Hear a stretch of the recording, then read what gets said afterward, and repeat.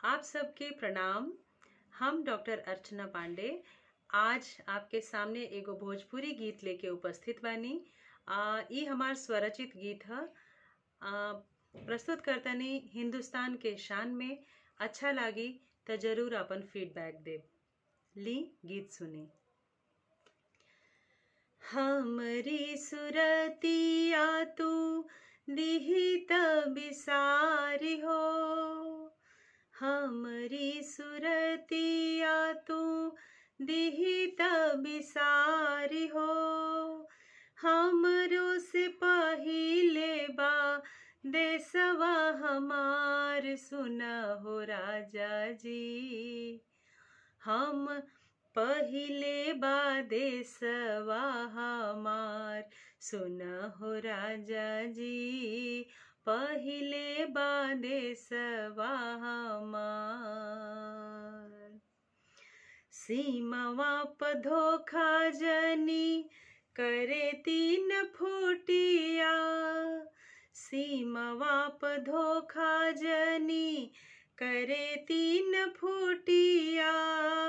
ध्यान रहे देसवाना ढूके घुस पैठिया, ध्यान रहे देसवाना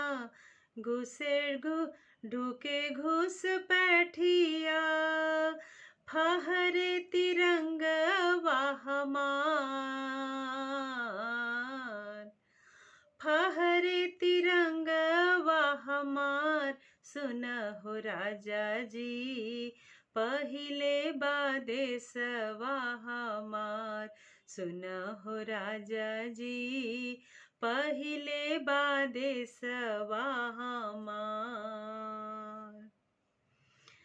छवि हिंदुस्तान के तू हियू में बसाई हा, छवि हिंदुस्तान के तू हियू में बसाई हा। गाड़ी के तिरंगा यापन देश तू बचाई हा, गाड़ी के तिरंगा यापन देश तू बचाई हा। मन में सुरतिया तोहार, मन में सुरतिया तोहार, सुना हो राजा जी। पहिले बा देसवा हमार, सुना हो राजा जी।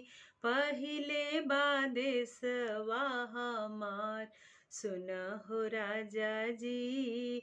पहिले बा देसवा हमार। बहुत बहुत धन्यवाद।